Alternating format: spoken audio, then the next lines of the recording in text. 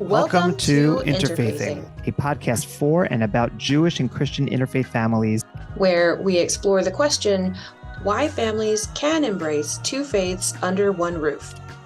I'm Ari, the son of a rabbi, with a degree from the Jewish Theological Seminary. I'm Anna, the daughter of a minister with a degree from the Union Theological Seminary. We were co-teachers together at the interfaith community in New York. And 1 year of working together led to 15 years of friendship and collaboration. To find us sitting here today, embarking on a new project. Whether you are part of an interfaith family, or you're exploring and interested in how different faiths interact with one another, this is the space for you. Subscribe to guarantee you never miss an episode. And help us spread the Torah and gospel of interfaith wisdom far and wide. And you'll also gain access to exclusive content like our holiday live stream events. We hope you enjoy every episode. Listen at your own pace. Share with a friend. And don't forget to subscribe. This episode, we are unpacking the myth of you just don't care. You married somebody of a different faith tradition because you just don't care about your own.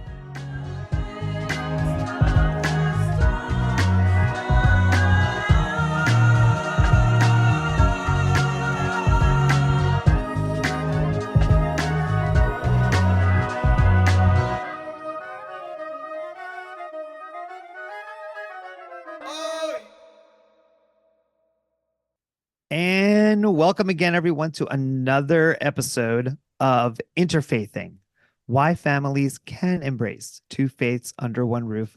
I'm your co-host, Ari Sachs, and here with my amazing co-host and Interfaithing co-teacher, Anna Deweese, all the way from Phoenix today. Hello, Anna in Phoenix. Indeed, yes. The Phoenix, the Arizona version of interfaithing? Well, I guess so. At least that's where I'm zooming in from today. By the way, I have to tell everyone here, Anna is becoming a real Californian. What do you think about the bad weather that we're having right now on the East Coast as a Californian? Well, as a former New Yorker who did endure 10 East Coast winters, I don't miss it. And I don't really pay attention to how bad the weather is. I just sort of look outside at the palm trees and the blue skies. And as I said to my mother, I know it's not fair. As I reminded my mother, well, she was telling me that it was 20-something degrees where they are in Arkansas and snow was coming down. I responded to her, then maybe I shouldn't tell you I was just outside in shorts. No, definitely don't tell her. But I also love how you kind of gave the more extended version, because when we were talking in our meeting right beforehand, you're like, as a Californian, I just don't care about weather anywhere else. No. I just don't care. No, there's no reason to. I don't need to. So if you're enjoying the beautiful weather, wherever you may be, then Anna's your girl. And if you're like me right now, that's just tired of all this snow and sleet and ice that's happening in the beautiful streets of Philadelphia, all right, then I guess I'm your guy. But however you think about the weather, I think one thing that we can all share is that Interfaithing, our podcast, is a beautiful thing to listen to. We've been having a great time so far. How about you, Anna? I've been having a blast. If no one else is enjoying it, you and I are having a lot of fun. That's right. Now, we hope that other people will be listening to it. Absolutely. But even if you're not, that's okay, because we're enjoying this. And, sorry, not sorry for enjoying it so much and nerding out. And at a minimum, I hope it's really obvious to everyone who's listened to us that we care a lot about this topic. It's certainly not something that we take lightly. And as often as we laugh and joke and have a good time, this is, in fact, like a serious thing. Yeah, absolutely it is. And in fact, the episode that we're launching tonight is the last episode of our season. This is part 1 of our 6th episode, or our 6th myth. And it's one that I think is extremely important for a couple of different reasons.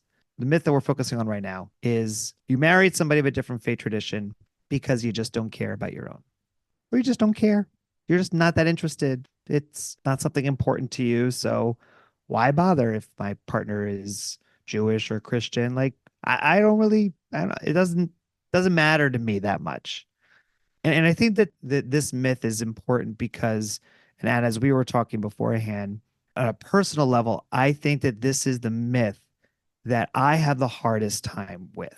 Hmm. As a rabbi who has spent my career working on building Jewish community, and also in this realm working with interfaith couples, trying to help them to be as faithful as they can be to their traditions, and believing that our traditions collectively, in this case in Judaism, Christianity, but all faith traditions in general, and specifically as a rabbi for Judaism, that believing that these traditions are so important and just so full of life, and wanting to share it and saying, like, how could you not find this interesting or find it engaging? Apathy is perhaps the issue that I struggle with the most. And because it's the issue I struggle with the most, because I care so much about Judaism, I do understand that in certain cases, and for some folks, that the choice of marrying somebody of a different faith tradition has nothing at all to do with the fact that they are of another faith tradition, but it does represent the fact that they don't necessarily care so much about their own faith. And I would like that myth to be disproved, Hmm. meaning I would want to see families or couples who marry somebody of a different faith tradition to actually be re-engaged and reinvigorated to understand how their faith matters to them. But I have to say, I have seen examples in my own rabbinate where that has not been the case.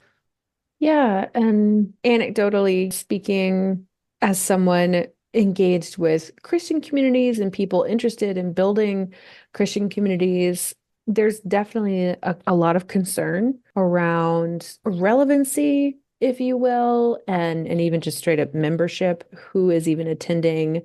And I think there's a lot of folks that tend to equate just showing up on a Sunday morning means that you're serious about your faith. Mm, And I have to say that I don't necessarily think that that is true. I've also experienced like lots of people who might attend services regularly, and for better, for worse, they're there because there's like a social obligation to be there, depending on the right. community that they grew up in.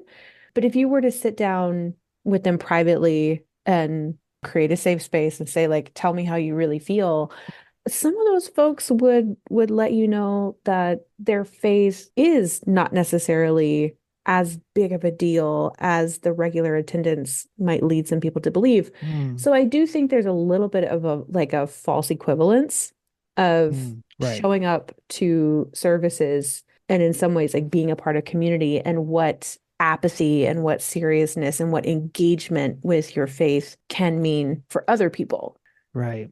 And so for interfaith families, if one of the things that you and I have heard so often is feeling like interfaith families don't know how to be comfortable in the pew moments, so to speak, that it's either too burdensome on their schedules to show up regularly to both, or that eventually, like, the question is going to get begged, which one are you choosing? Is the Right. partner going to convert? What are you doing with the kids? All the other myths start to show up.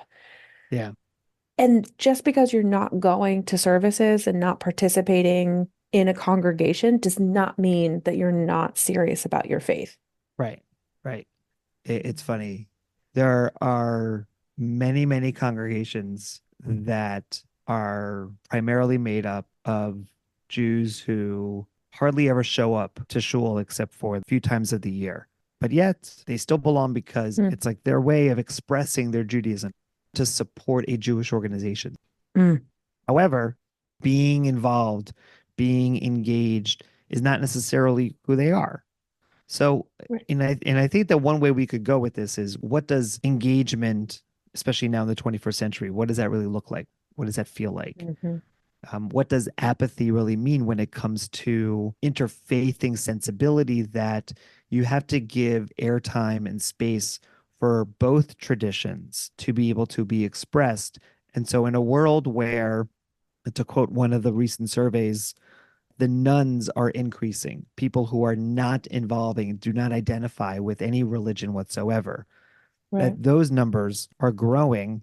How can we say with a straight face that the larger numbers of folks who are doing interfaithing actually means a good thing for faith in the larger American context.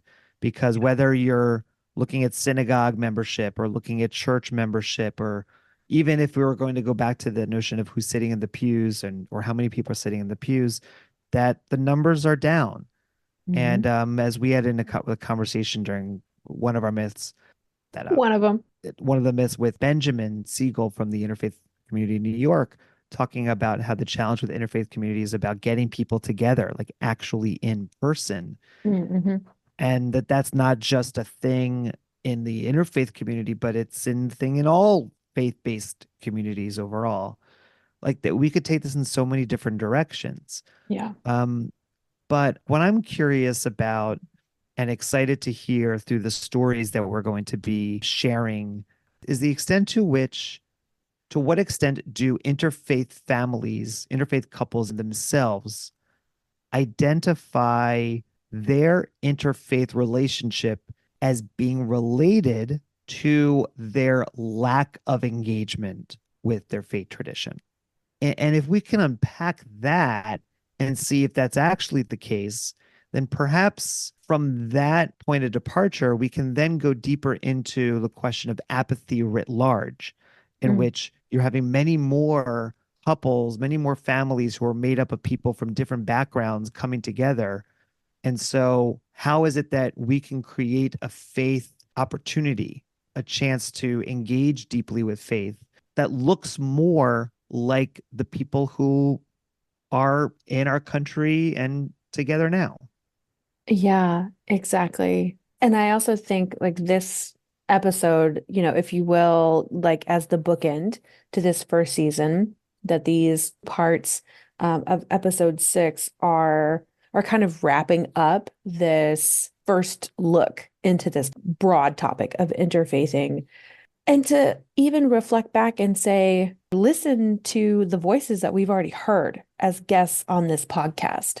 And it would be really difficult to me to hear from some of these individuals, hear the way that they are speaking about their faiths, their marriages, their relationships, how much they care about the children they either are or plan to raise, and the passion that they're speaking about these topics with, and then come away from those conversations with any sense of apathy from these individuals at all. Yeah, right.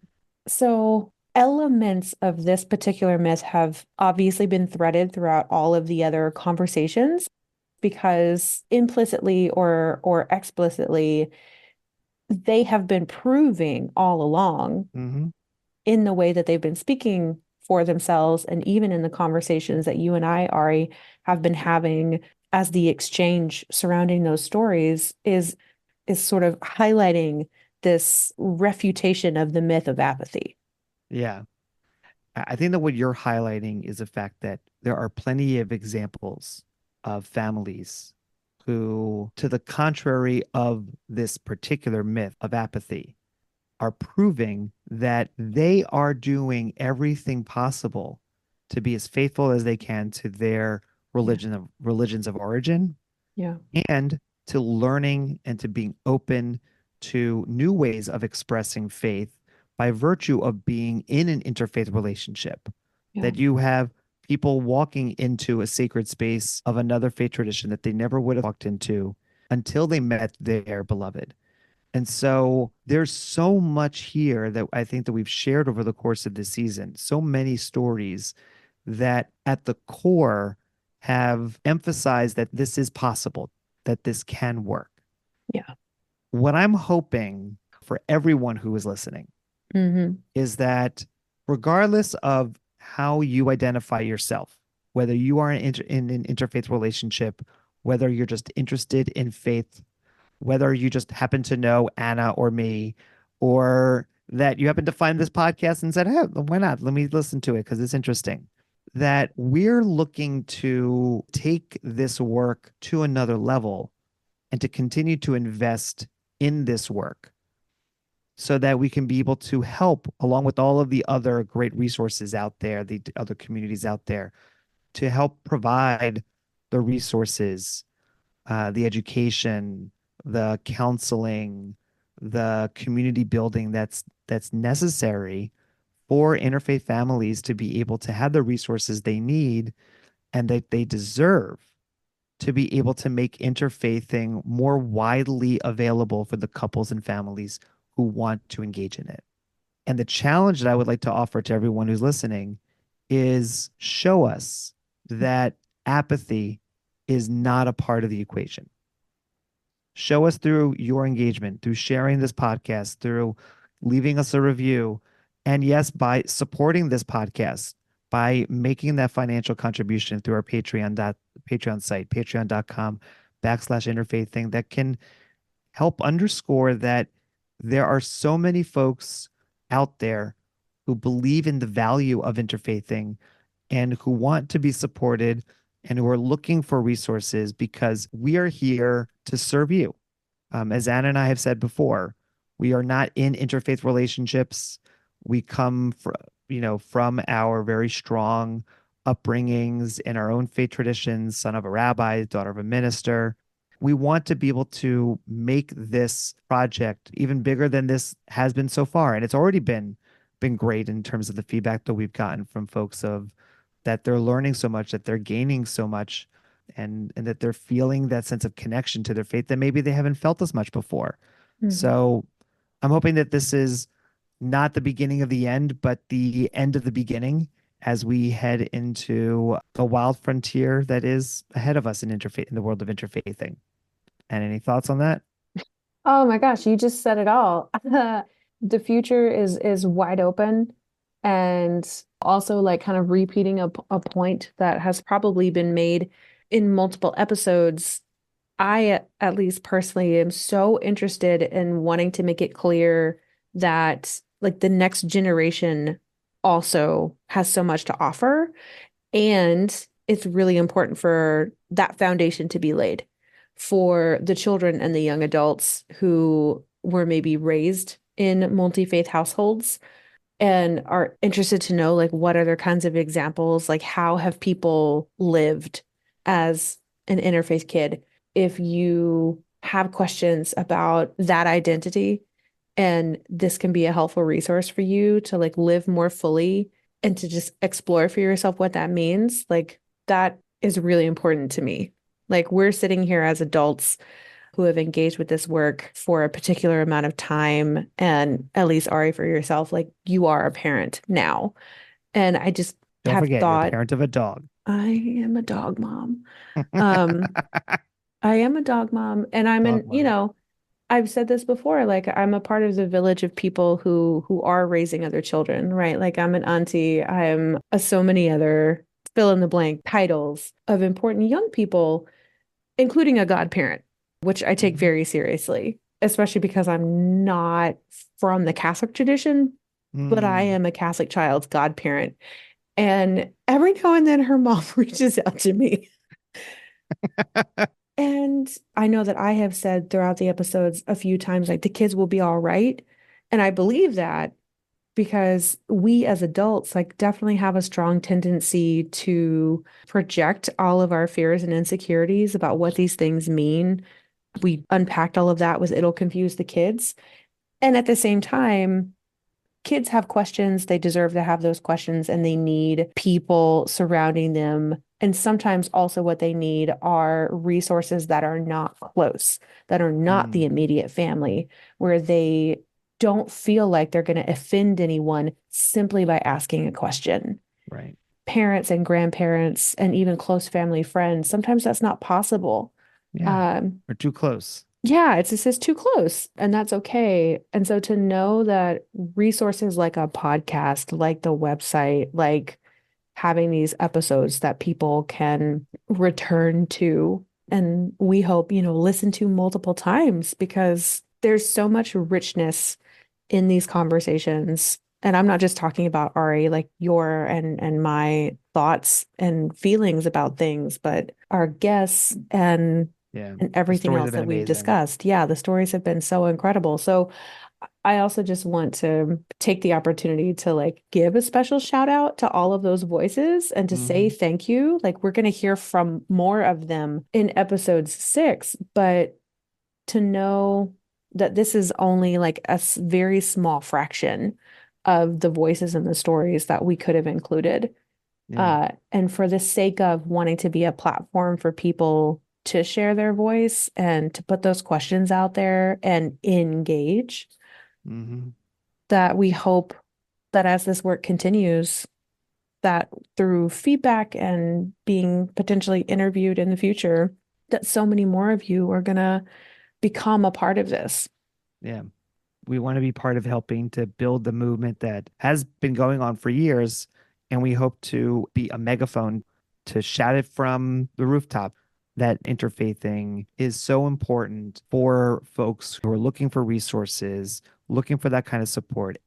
And frankly, I think it's also important for folks and families who are not interfaithing to know that, number one, if your member of your family decides to marry a person of a different faith tradition, it does not mean that they're turning their back on their history, on their tradition, but to know that it is an opportunity to actually have their faith grow by virtue of being in a relationship with someone whose faith is also growing. And so this message is so important for so many folks, in that we hope to be able to continue the work into the future. And it has been such a joy to be here and working together with Anna. But we're not just really saying goodbye yet, even for the podcast itself. We still have 3 more parts of this episode to go. This final episode of the myth you just don't care. So, Anna, should we get going? Oh, let's do it. It's time to dive in. I am excited and also just, I think curious is I like curious. right. Like I am Curiosity is important curious. for us for this It podcast really, thing. it really is. Mhm. I'm pretty sure we have already discussed that. At least my approach to so many things in life is just to keep a curious attitude, Gotta keep it curious. gotta keep it curious. Mhm. And so, yeah, I think that's a great description. So we're going to hear from Ben Siegel. If you've just joined us, we were introduced to Benjamin Siegel of the Interfaith Community of New York during the second part of the myth that Judaism and Christianity do not mix.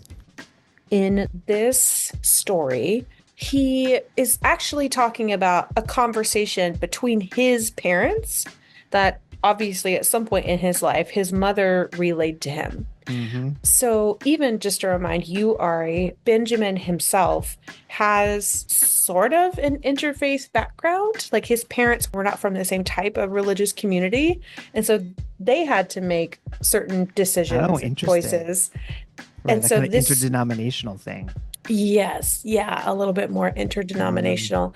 And so Benjamin is actually relaying a story that he was told by his mother, Okay. and then how that obviously like impacted his childhood and his family's approach. And so I just wanted to like bring the kind of intergenerational conversation into episode 6. I love it. All right. Excited to hear Benjamin's mom through Benjamin's voice. Yes.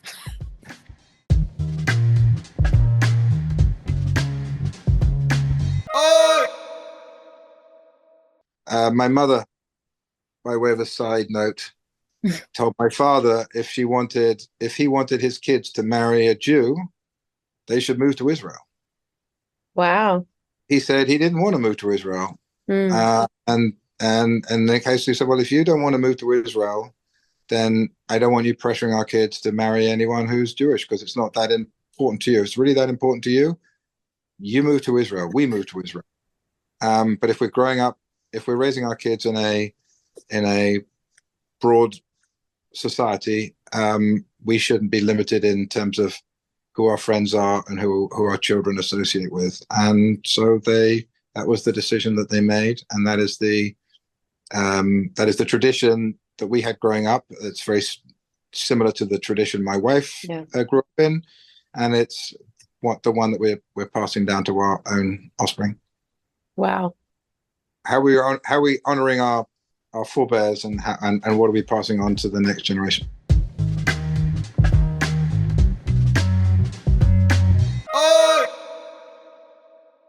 Wow. Oh, So wow. I mean, Yeah, that Please, little nugget. And please. I I even hope that like my reaction I was thinking to that too. I was like, I felt like, and I'm not sure if we're going to record this piece to it, but if we are going to Mhm. share this piece with the world, that even though no one probably heard Anna's reaction to it, I heard you. I heard in that kind of like sounds like, oh my God. Like my mind was blown and I was almost speechless. And so Wow. instead it like ended Yeah. up rambling a little bit and Benjamin was just kind of like, yeah, uh-huh, yup, that's right. That is so incredible. All right, we got to unpack this. So you Yep. want to start and then because you had a I chance to digest this and to know that you wanted to bring this in. So I did. And as I kind of prefaced, I wrestled with it for a while because it wasn't a throwaway story at all. Benjamin was very intentional in including it, and especially for this topic regarding apathy. And mm, what does it look like for partners to have to ask themselves these questions? And what Benjamin learned from his parents is that, first of all, that yeah, his mother was very like, you are not pressuring, like right, you're not pressuring our son to marry a Jew. correct, that if there was some sort of like assumptive and Right. or socialized definition of Jewish identity, we are not going to make our family's decisions based on what external pressures might be telling us to do. You really need to consider what is the most important thing. And so, imagine that this was in 60s, 70s I ish. know. It's incredible to think that we're such self-aware individuals at that particular period of time Mhm. in which the majority Jewish culture was absolutely positive that families should pressure their children to marry Jews, Yeah. that it was an existential need. And to be able to have the self awareness to say, that's a legitimate desire.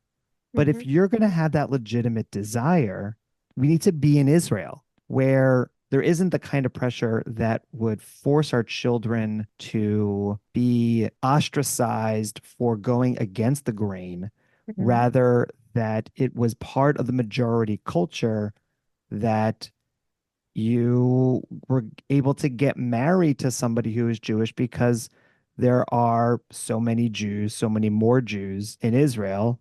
Yeah. And then Yeah. to make the choice saying, I don't want to go there. I want to be here. And therefore, the family's tradition is to not pressure. Mhm. Amazing. Mhm. Like that is now the tradition, the norm of what's being passed along.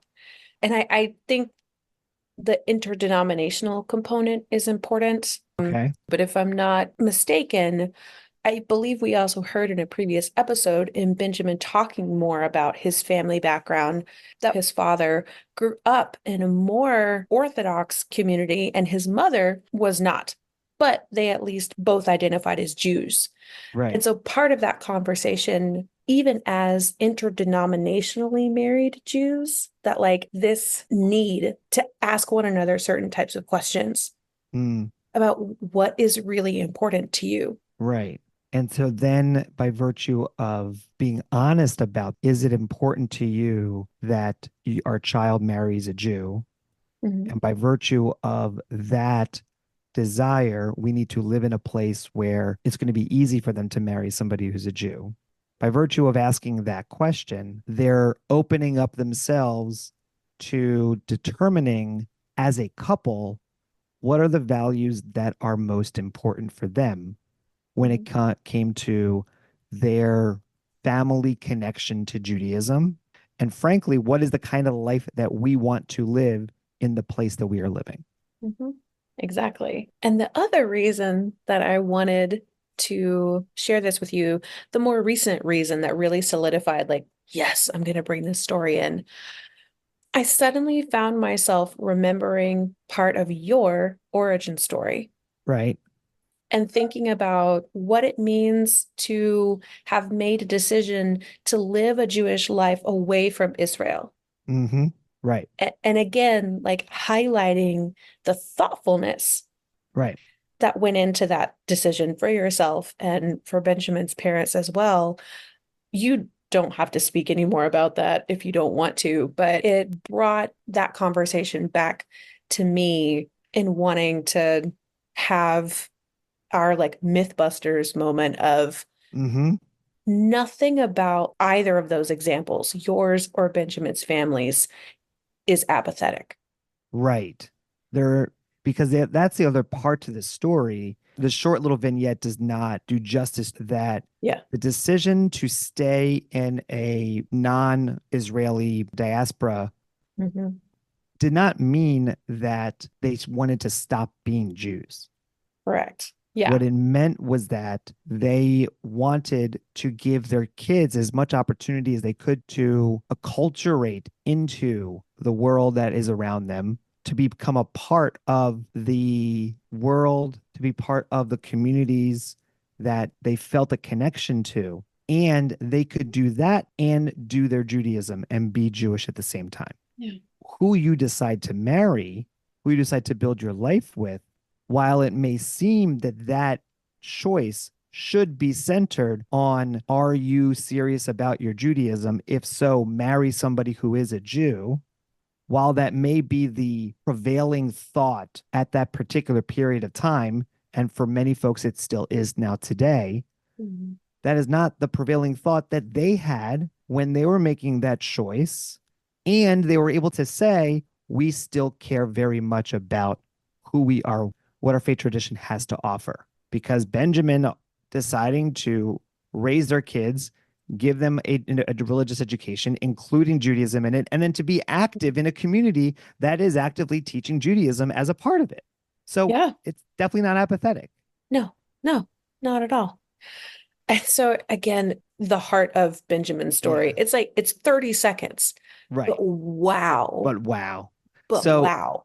okay, so I got a couple of thoughts on this one, a couple of thoughts as I was listening, but I want to answer the point that you made of raising his story and his father's decision to not make Aliyah, to not go to Israel, and also my decision to not go out to make Aliyah. And the question is, are there similarities? Are there differences to that? And at the end of the day, both of those answers of saying no to living in the land of Israel were not centered on Jewish apathy. Like, I don't care about being a Jew. Exactly. Okay. So I remember a conversation I had with a colleague a while ago talking about the nature of America as a promised land for the Jewish people. Compare that to the land of Israel as the promised land for the Jewish people. Now, prior to the emergence of Zionism as a national political movement for Jews to go live in the Holy Land and to eventually create a Jewish state, many Jews decided, as opposed to going to Israel, to come to the shores of America. This is around the turn of the 20th century. And again, the history that I'm sharing comes from a specific perspective of Eastern European Jews coming at this time. It does not take into account many German Jews who came earlier in the 19th century, Spanish Jews who came primarily through the Dutch India Trading Trading Company back in the 17th century. Mm-hmm. And along with thousands of other Jews who came from Arab lands and from Sephardic communities. So Right. I want to just make sure it's clear that there's a wide variety of Jewish stories Mm-hmm. of coming to America. And the one that I am most familiar with, because it's part of my own history as a descendant of Eastern European Jews coming to America at the turn of the 20th century, is that America was viewed as what's called the goldene medinah. Mm-hmm. Goldene as in gold, Medina as in the state, or as in the land or the country. So Right. it's the golden country. It's the land full of riches, that the streets are paved with gold. You know, funny enough, if anybody has ever watched American Tail, Oh my God. right? I A love Fievel. Fievel Goes. I know. I mean, it's centered on the immigrant experience at the turn of the 20th Yeah, century. And Fievel's family is Jewish, and they talk about how the streets are paved with cheese. So, I mean, the streets are not paved with exactly. cheese, but it's paved with gold. So it was Right. called the Goldene Medina. Mm. So I was having this conversation with this colleague.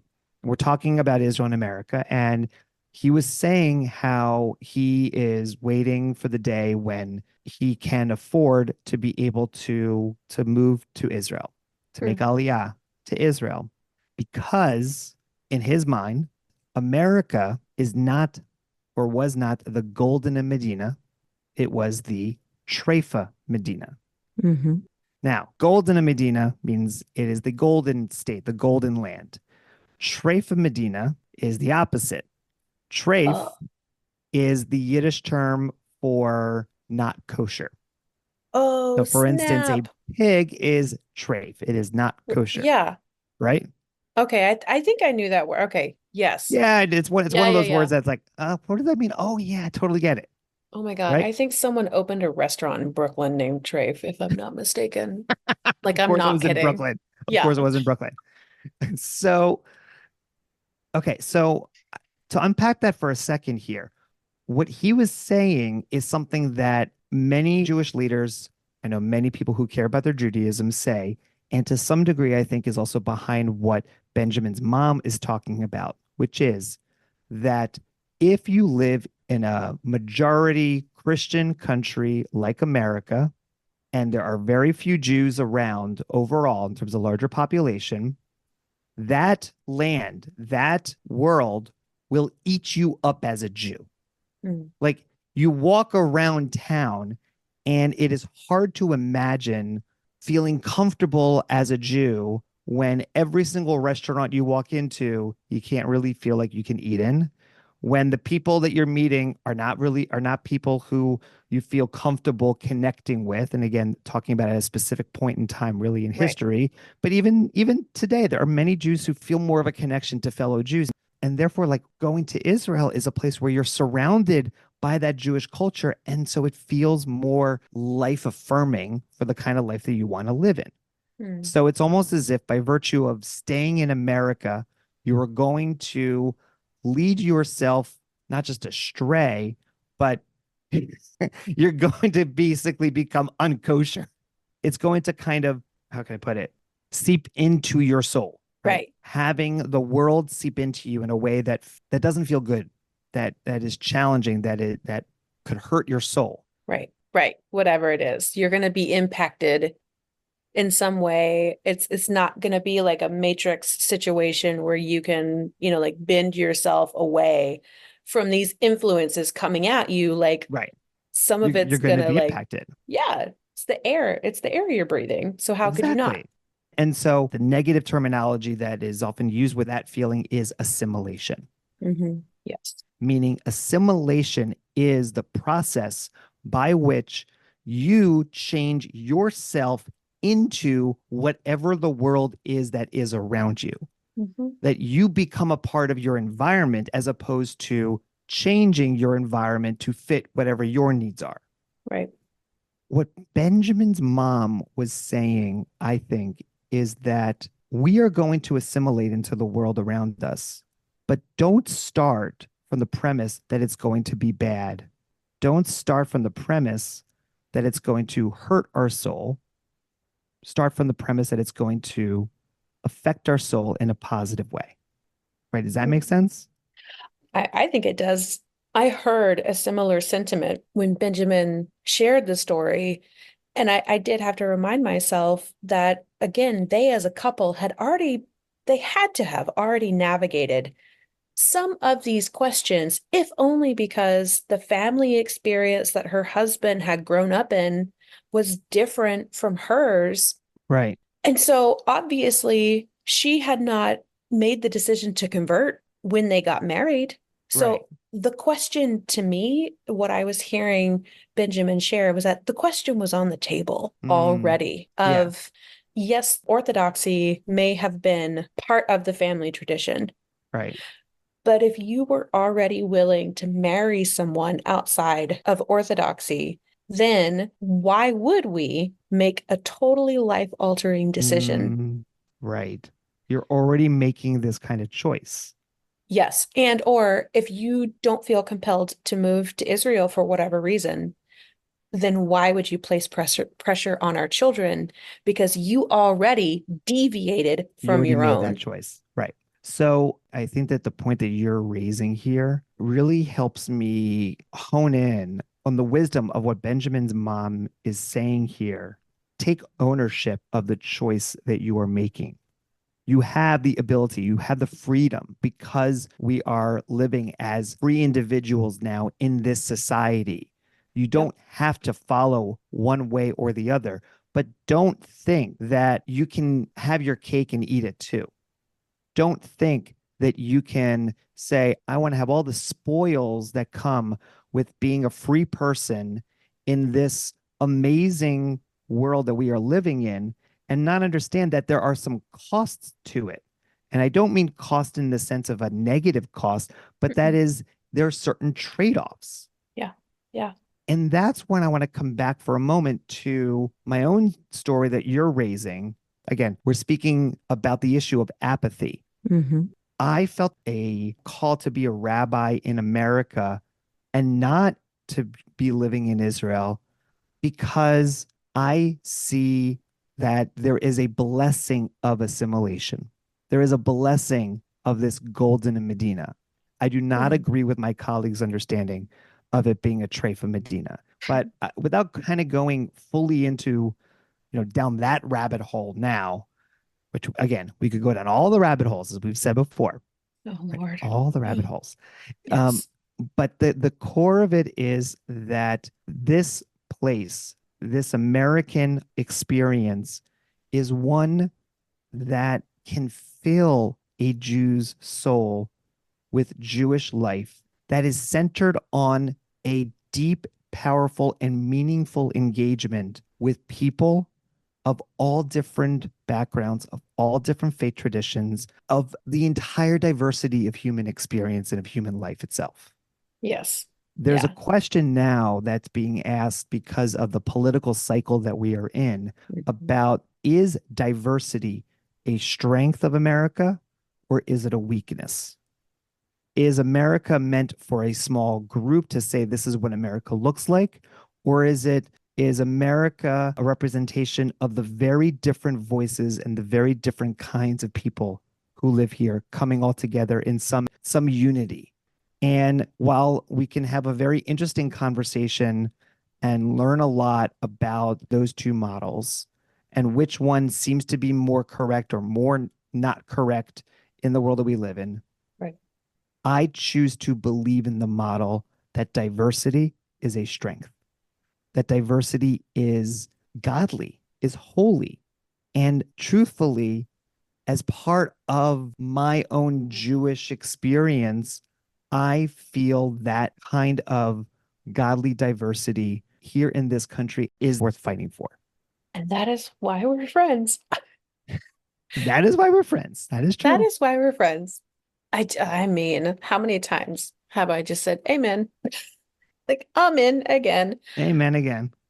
I'm very glad that you are also highlighting now the importance of diversity. And yeah, we might need a whole like Substack or a page on the website just like unpacking what you and I mean when we say diversity, because that's definitely a buzzword that can get thrown around and it might have like kind of a gut level connotation for some folks. And I hope it's very clear that where you and I are coming from is diversity is not just about one facet, like only about race, only about language, only about X. We really mean diversity of experience. Each individual person's experience of life is unique, and yet the godliness of it is that according to scripture, at least according to the scriptures that I was taught and the learning I got in Sunday school, is that all of those experiences are a reflection of the Imago Dei. And so all of them must be respected and taken seriously. Right. And so to engage in any amount of conversation with a person who is not like you, to me, is a signal, a signpost that you're not an apathetic person. No, Because if you didn't care, you would never ask questions. no, for sure not. You would not be trying to figure out Mm-hmm. how to be able to make it work, as we've said here before. One final point on the last thing that you said regarding what diversity really means and really looks like is reflecting that image of God in both practice, in personality, in spirit, and in our soul. And this teaching actually comes, I just actually learned this today. Prior to the Bible, there was a conception of the image of God, but that image of God was only in the ruler, the one who acted as the God to the people, to their nation, the Pharaoh, so to speak.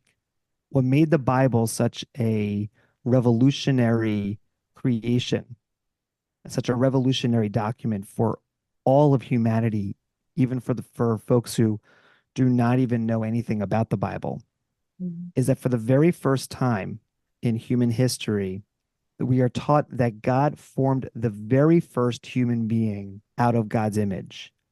And by virtue of saying there was the very first human being created out of God's image and not the king of humanity as created out of God's image, it ensured that God's image could be found in every single human being who would ever be created. Yeah. So that God does not just belong to a single individual, to a single elite group, but that God is found in everyone. Yeah. And so that is the essence of diversity. It is seeing the godliness in another.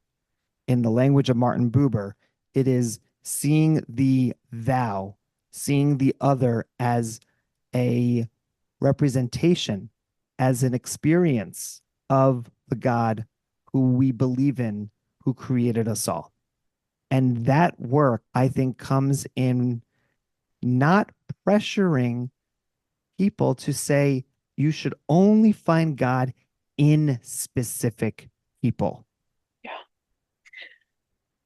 Indeed. Amen. Amen. Sounds good. Thank you for listening to part 1 of episode 6, You Just Don't Care. We hope you learned and laughed with us. Be sure to subscribe so you don't miss part 2. We want to thank our supporters and contributors, our families, and all of our featured storytellers. We also want to give a special shout out to our composer and music producer, Pablo Langain. Subscribe, share, leave a review, and send us a message. We would love to hear your feedback and to learn more of your stories. Find us on any of your podcast platforms to subscribe, and you can also find us on interfaithingpod.com. Like and follow us on Facebook and Instagram. And if you really like what you hear, please consider supporting us financially at patreon.com/interfaithing. So until we meet again, take care Stay curious, and keep keep interfaithing. interfaithing.